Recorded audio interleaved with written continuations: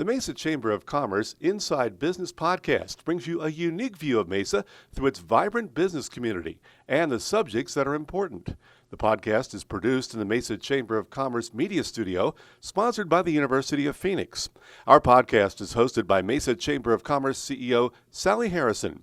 Please enjoy this episode of the Mesa Chamber Inside Business podcast. All right, here we are in the Inside Business podcast in the Mesa Chamber of Commerce studios. I'm Sally Harrison, the president of the chamber, and today I have the opportunity and the honor to have our friend Lin Sue Cooney here from Hospice of the Valley. Sally, it's so good to see you in person. Yes, I've seen you on Zoom a lot, yes, a little too much. A little too much, yeah. That's how I feel about most people these days. It's getting old. Yeah, it's so good to be here. Thank you for having me.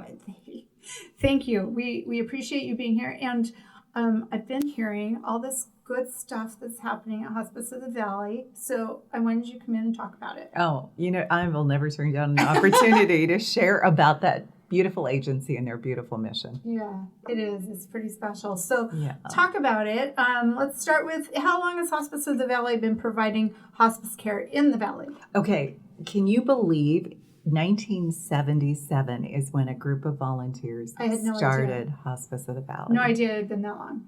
It's absolutely amazing. 44 years. Wow. And they were volunteers because Medicare didn't have a reimbursement for hospice. So for 5 years, they were giving this community hospice care just with their time and their talent. Wow. So that's why it worked, because it was started with people who cared. Right. And that's why volunteers are so important to us. We still have over 2,000 of them. Oh my gosh. Yeah. And since, reimbursement was not an option for 5 years, we didn't think about this as a business that you were getting paid for. It was about the care. So, they would go into people's homes and provide the care. And if there wasn't money for pain meds or whatever, they would raise it in the community.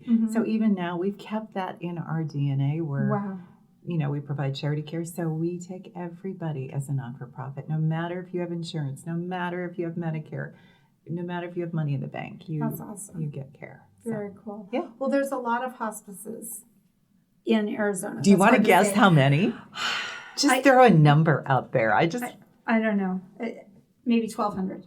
Oh my gosh. I'm glad there's not that many. Oh, okay. In Arizona. Oh, in Arizona. Okay. Yeah. I don't know. Maybe 40.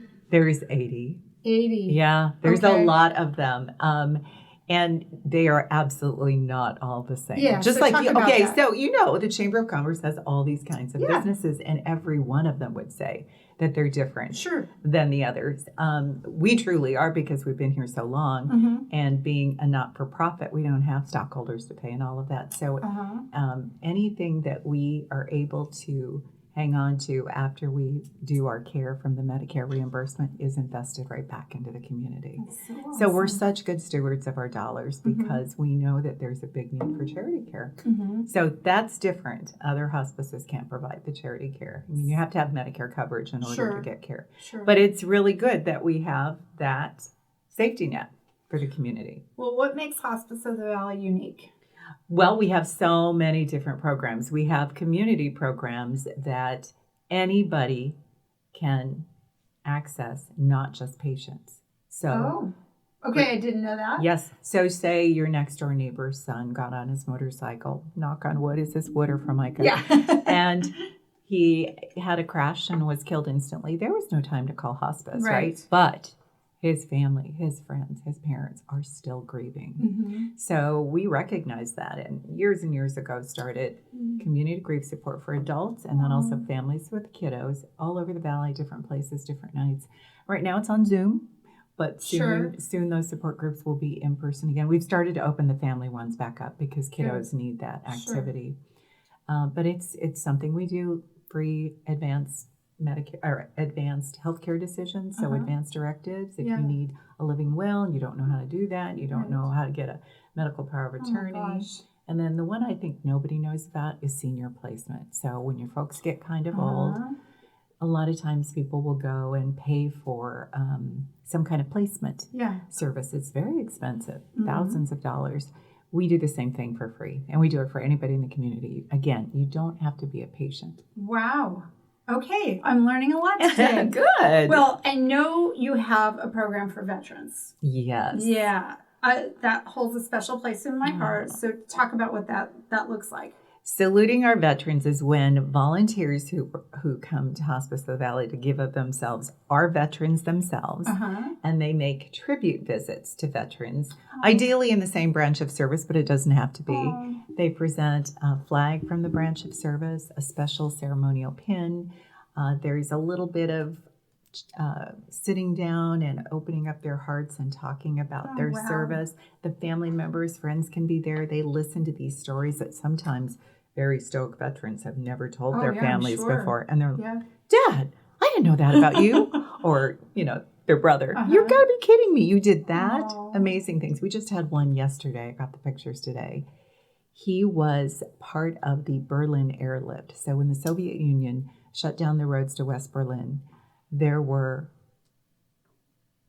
that whole city had no food, water, or medicine. Oh my gosh. So for almost a year, the United States dropped food, water, and medicine into West Berlin to keep them going. And he was part of that. And he was part of that. Oh. So heroic. Their stories are amazing. That is cool. So it's a lovely way to recognize them for their service. Oh my gosh. Sacrifice. And you just got a 3-year grant to do even more? We did. So I would love anybody out there who thinks, I think being a volunteer to help a veteran would be amazing. Our saluting program is really to pay tribute, but we just got a grant that's part of ASU to get volunteers that we will train. They go in and they do light housekeeping. They provide transportation. They're companions. They are really there to provide respite for the caregiver who might be overwhelmed, but really to support those military families. But unlike volunteers, this program lets us give them some incentives, like a monthly allowance. Oh, wow. Yes. And they can earn college tuition credit. So say you're 65 years old and you don't need to go to college, you can give that credit to a child or grandchild. Oh, my gosh. Isn't it amazing? There's incredible. Only 28 spots. We've filled a bunch of them, but we have some left, and we would love anybody out there who's interested at all to call us. Wow. Okay, so if you've got more information on that, get that to us so we can get that out for you. That's incredible. Isn't it amazing? Wow. Yeah. Okay. So talk about your volunteers. I mean, volunteers are key, obviously. Talk about, how many do you have? Over 2,000. We have more volunteers than we have employees at Hospice of the Valley. We have 1,500 employees, but 2,000 volunteers. Wow. They do everything from pick up flowers that Whole Foods and Trader Joe's donate to us and make these beautiful bouquets that we then give to patients. They write handmade cards. They sew blankets and crochet and knit quilts. They make all kinds of companionship visits. If they have a cute little fluffy dog or a cat or a bunny, we even have a miniature horse. They make pet therapy visits. If they sing or play guitar, they do music visits. It's absolutely amazing all the things they do. That's incredible. Well, I know that you also work as a volunteer because I've seen pictures with you and your dogs. Well, one is still in training. Yes, he's not an actual volunteer. He's not a pet therapy yet. And my other one is getting old. He's getting up there. Well, you offer so much more than end-of-life care. Why does Hospice of the Valley provide more than hospice? I think because people need support way before they're ready for hospice. People, even when they need hospice, tend to wait till the very last minute because they think they're supposed to, or that's how it works. Really, when you're eligible for hospice and you need that additional support, Medicare pays for it, and it is such a help. It just envelops your whole family, not just the patient, in support and all the resources they need. But now there are people who are perfectly healthy, but they're just really frail, and it's difficult to get to their doctor. So we go into your home. We do house calls like old-fashioned doctors and provide primary care. So do you have doctors that actually are on staff for you then? And they go into the home and provide primary care. So Is that amazing? Yes. Also, there are people who have chronic illness, heart disease, lung disease, diabetes. They just need more support, and they want it in their home. So we provide that. And then there are people who have dementia, Alzheimer's and dementia, all different stages. and their caregivers don't know what to do when their loved one is asking, when are we going to have lunch? 14 times in 5 minutes. Right. They just don't have the coping strategies. Sure. They don't understand what the brain is doing. Right. So our educators go into your home and meet with the family several times and help them. That's great. Well, I know dementia, as you just mentioned, is something that you guys work with. So it's obviously something you're deeply committed to. Talk about the new campus that's opening. It's October. Well, yes, Yeah. October, end of October. It'll open in stages. So Okay. it'll be completely open by the end of December. But it's 44th Street and Indian School. You can see it going up. It's absolutely gorgeous. It's going to have 5 areas, an inpatient unit for those short-term stays that are critical, an assisted living for people who want to live there. There's going to be an adult day club, so you can bring someone there for activities all day long while you go to work or go on. And right next door is a child care center with toddlers. Intergenerational enrichment. Awesome. The biggest building is the 2-story education center, and that's for you and me. It's for the community to come in and learn everything from, like, there's a practice bathroom to show showering. There is a practice bedroom to show how to change briefs when someone is really advanced. All the skills that you need as a caregiver, you don't know you're going to need them. Right. You didn't know you were going to be a caregiver, and suddenly you are. Yeah. Wow. So I'm guessing you have a waiting list already for that space. Probably do. Yeah. I'm not privy to that, but it's going to be amazing. But the great thing is, there's still so many opportunities in the education center to learn about dementia and help families live well with dementia, help your family live. We're all going to be touched by it. Yeah. We're living longer. Yep. Yeah. Yeah. Not better necessarily.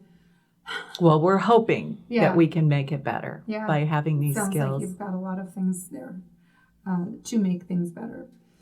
Talk about your biggest challenges providing hospice care these days. I think it's people being afraid of the H word, hospice, right? Yeah, it's scary. It is, but I kind of think of it, well, think about this. We're all dying. Yeah, every day. Yeah, everybody is. Some are going faster than others, and they need that extra support. But I think people are afraid of the H word because we don't like to think about that journey. But having everything that you need in place and having the support can make the journey so much better. It's support that can make that journey so much easier, less stressful. The resources are there, and people understand what you're going through. Hospice workers, they live it every day. They get it. Yeah. They're compassionate and they can help. Well, it sounds like the support earlier on in the process makes a big difference. A huge difference. Yeah. What's the biggest challenge to providing hospice care in our community? Is people being afraid. Honestly, we just hit on it. They're really nervous about it, and they think, or they're not clear on when they're supposed to get it, so they wait so long, a day or two. So getting people in, family members in for educational seminars, things like that, so they have that understanding prior to, makes a lot of sense. Yeah, because family members are thinking, I only need it at the very end for my loved one. But hospice isn't just for the patient. It's for the family because they're grieving too. And they're going through the whole terminal illness stages too, because it's their mom, their dad, their son. And it's really a very holistic approach because it's not just the physical pain. There's emotional pain. There's social pain because you're not at work anymore. There's spiritual pain. All of that kind of stuff is, you're just wrapped in comfort and you're given dignity and compassion. Yeah. Wow, it's a special place. So talk about the myths, because I know there are myths when it comes to hospice. Some people think when you sign up for hospice, you lose your doctor. You don't. Your doctor, we work with your doctor because you've had your doctor your whole life and they know you best. Right. Sometimes doctors will say, you know what? Now I want the hospice doctor to take over. But as long as you want your doctor involved in your care, it is. Some people think I'm not supposed to do it till the last 5 minutes of my life. We've talked about that. Some people think if I sign on too soon, my benefit will run out. Oh. It doesn't run out. In fact, if you sign on and start getting better, you graduate from hospice, we sign you off. You can be strong enough to go get another round of chemo or another treatment if you choose. And at the point that your disease progresses again and you need hospice, you come back, your benefit's waiting. It hasn't diminished. It doesn't disappear. People don't know that. So they wait thinking it might run out. Right. The worst one, though, is that people think hospice hastens death. It absolutely does not. The whole idea of hospice is to give you best quality of life as long as you have. And that we wouldn't want to cheat you out of a second of it. Sure. Yeah. Oh, that's so sad. Well, what do you wish everybody knew about hospice? That it isn't sad. Yeah, there you go.